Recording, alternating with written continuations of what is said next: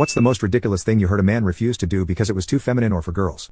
1. I worked in a hospital setting, but in the corporate office, we did not work with the patients, but we had to be trained on safety procedures and the different hospital codes. My boss, who was a nice guy otherwise, said he would refuse to give CPR to another man in an emergency scenario, and I thought it was completely ridiculous.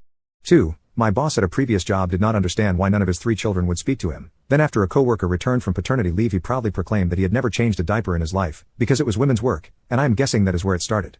3. I worked with a guy who refused to pee sitting down. I asked him what about when he is taking a dump, and he said he stands to pee first then sits to dump. I said that is just crazy, and he said chicks sit to pee. I said chicks sit to dump too. Why do you not dump standing up? And he just got angry.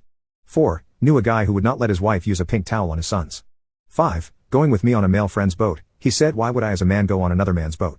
6. Order fruity drinks. Enjoying fruit is considered feminine by some people. Why exactly? That is like saying enjoying meat is inherently masculine. 7. He would not use conditioner in his hair. His really long dry as heck hair. 8. Writing poetry in English class. Dude refused the assignment, said poetry was for girls. Some of the greatest poets of all time were men.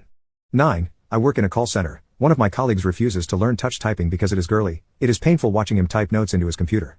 10. My less than average yet highly narcissistic ex-husband had a huge list of these hang-ups. He would not use a straw. He would not use an umbrella. He would not hold my purse when I went into the restroom. He said that I loved my cats because they were like females. His twisted logic for this: they are called felines and mine had long hair so it made them look like female cats. Divorcing him was my best move ever for many reasons.